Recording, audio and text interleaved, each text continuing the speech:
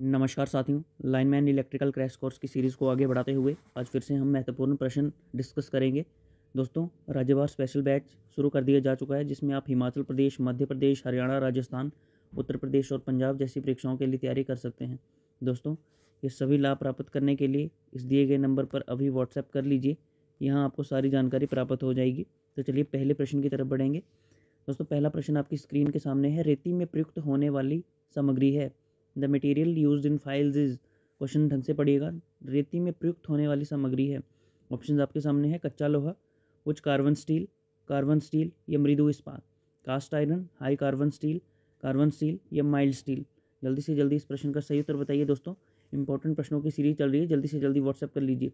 तो इसका सही उत्तर होगा दोस्तों ऑप्शन नंबर बी, उच्च carbon steel, high carbon steel. ठीक है, तो दोस्तों इसको एक्सप्लेन करेंगे अभी। देखिए, रेती उच्च कार्बन स्टील से बनाई जाती है क्योंकि ये कठोर और टिकाऊ है। ठीक है, कच्चा लोहा भंगुर होता है इसलिए उपयुक्त नहीं है। ठीक है, मृदु इस्पात नरम होता है जो घिसने के लिए उपयोगी नहीं है, इसलिए सही उत्तर इसका होगा ऑप्शन नंबर बी, उच्च कार्बन स्टील। तो अगले प्रश्न की तरफ बढ़ेंगे। माइक्रोमीटर स्क्रू गेज की रीडिंग दी गई है, इसमें माप क्या है? What is the measurement in the given micrometer screw gauge reading? ठीक है, ऑप्शन आपके सामने 38.2, 2.88, 42.50, 2.38। जल्दी से जल्दी इस प्रश्न का सही उत्तर बताइए। प्रश्न ढंग से पढ़ लीजिएगा। What is the measurement in the given micrometer screw gauge reading? Answer इसका होगा ऑप्शन नंबर बी, 2.88। एक्सप्लेन इसको करते हैं। देखिए, माइक्रोमीटर स्क्रू गेज का उपयोग बहुत सूक्ष्म माप लेने के लिए किया जाता है।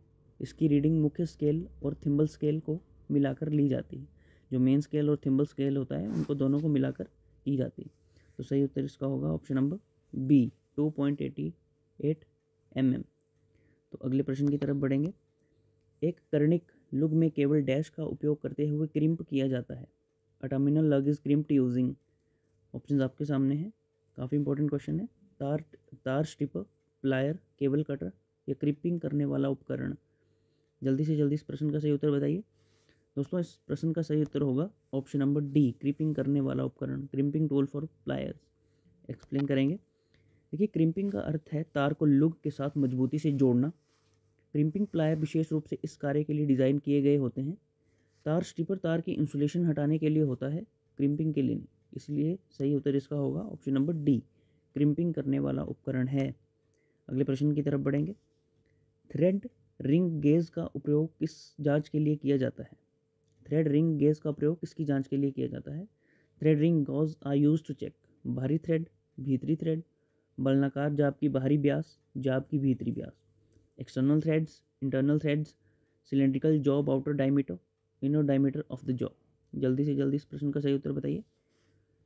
इस प्रश्न का सही उत्तर होगा ऑप्शन नंबर ए, बाहरी थ्रेड, एक्सटर्नल थ्रेड्स। एक्सप्लेन करेंगे। देखिए, थ्रेड रिंग गेज बाहरी थ्रेड की सटीकता जांचने के लिए उपयोग किया जाता है, और जो भीतरी थ्रेड की जांच के लिए थ्रेड प्लग गेज का उपयोग किया जाता है। इसलिए सही उत्तर इसका होगा ऑप्शन नंबर ए, बाहरी थ्रेड, एक्सटर्नल थ्रेड। ठीक है, तो चलिए अगले प्रश्न की तरफ बढ़ेंगे। लुग को केबल के समापक सिरे पर कसने के लिए डैश का प्रयोग किया जाता है। A lug is fasten and the terminal end of a cable using.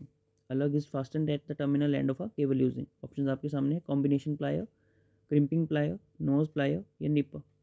जल्दी से जल्दी इस प्रश्न का सही उत्तर बताइए। मध्य प्रदेश में ये पूछा जा चुका है, बिहार में भी ये प्रश्न बार बार परीक्षा में पूछा जाता है।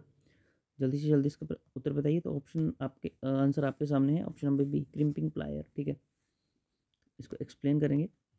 देखिए, क्रिम्पिंग प्लायर का उपयोग तार को लुग में मजबूती से फिक्स करने के लिए किया जाता है। कॉम्बिनेशन प्लायर सामान्य पकड़ने और काटने के लिए होते हैं। नोज प्लायर तारों को मोड़ने और पकड़ने के लिए होते हैं। निपर तार काटने के लिए उपयोग किया जाता है। इसलिए सही उत्तर इसका होगा क्रिम्पिंग प्लायर। ठीक है, क्रिम्पिंग प्लायर, ध्यान रखिएगा, क्रिम्पिंग प्लायर इसका सही उत्तर होगा। तो चलिए अगले प्रश्न की तरफ बढ़ेंगे। डैश का उपयोग ठोकने, सीधा करने और बंकम कार्य करने के लिए किया जाता है। Which of the following is use for hammering, straightening and riveting work. Options आपके सामने हैं, प्रश्न पहले ढंग से पढ़ लीजिए। Which of the following is use for hammering, straightening and riveting work. Dash का उपयोग ठोकने, सीधा करने और बंकम कार्य करने के लिए किया जाता है। ऑप्शंस आपके सामने हैं। बॉल पिन हथौड़े, क्रॉस पिन हथौड़े, लकड़ी के हथौड़े या क्लॉ हथौड़े? Ball pin hammer, cross pin hammer, wooden mallet, claw hammer.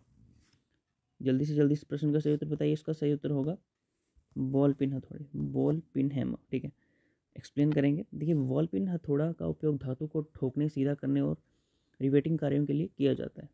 ठीक है, क्रॉस पिन हथौड़ा जो है वो धातु की आकृति बनाने के लिए उपयोग किया जाता है। और जो लकड़ी का हथौड़ा है, लकड़ी के जो काम होते हैं उनके लिए ये उपयोग किया जाता है। और क्लो हथौड़ा जो होता है वो कीले ठोकने और निकालने के लिए उपयोग होता है। इसलिए सही उत्तर इसका होगा बॉल पिन हथौड़ा। ठीक है, तो चलिए अगले प्रश्न की तरफ बढ़ेंगे। इंपॉर्टेंट प्रश्नों की सीरीज चल रही है, जल्दी से जल्दी व्हाट्सएप कर लीजिए। व्हाट्सएप पे आपको सारी जानकारी प्राप्त हो जाएगी, वहाँ आपको सारी डिटेल मिल जाएगी, तो जल्दी से जल्दी व्हाट्सएप कर लीजिए। प्रश्न पढ़िए, निम्नलिखित में से किसे काटने में से सबसे अधिक गर्म कटौती होती है? Which material generates the most heat during cutting? Ceramic, cast alloy, carbon, tool steel, high speed steel. दोस्तों जल्दी से जल्दी इसका सही उत्तर बताइए। Which material generates the most heat during cutting? सबसे गर्मी कौन पैदा करता है?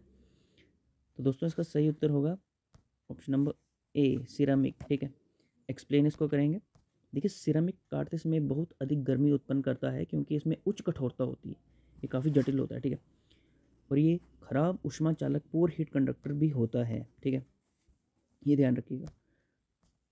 कास्ट अलॉय और हाई स्पीड स्टील HSS भी ऊष्मा उत्पन्न करते हैं लेकिन सिरामिक की तुलना में कम। तो सही उत्तर क्या हुआ दोस्तों? ए, सिरामिक। ठीक है, तो चलिए अगले प्रश्न की तरफ बढ़ेंगे। 90 डिग्री कोणों के विशुद्ध माप के लिए प्रयोग किया जाने वाला उपकरण डैश है? Which tool is use for precise measurement of 90 degree angles? Option आपके सामने हैं। इस्पात पट्टी, साहुल, त्रिवर्ग, कास्ट पैमाना, steel tape, plum Bob, try scale या वुडन स्केल। जल्दी से जल्दी सही उत्तर बताइए। इसका सही उत्तर होगा ऑप्शन नंबर सी, त्रिवर्ग, ट्राई स्केल। एक्सप्लेन करते हैं। देखिए, ट्राई स्केल त्रिवर्ग एक परिशुद्ध मापन उपकरण है जिसका उपयोग 90 डिग्री समकोण राइट एंगल्स को मापने के लिए किया जाता है।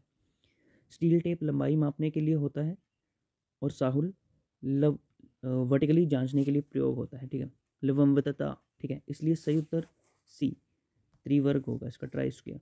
ठीक है, तो अगले प्रश्न की तरफ बढ़ेंगे। टर्मिनल के निकट वाले छोटे तारों और केबलों को काटने के लिए आमतौर पर किस उपकरण का प्रयोग किया जाता है?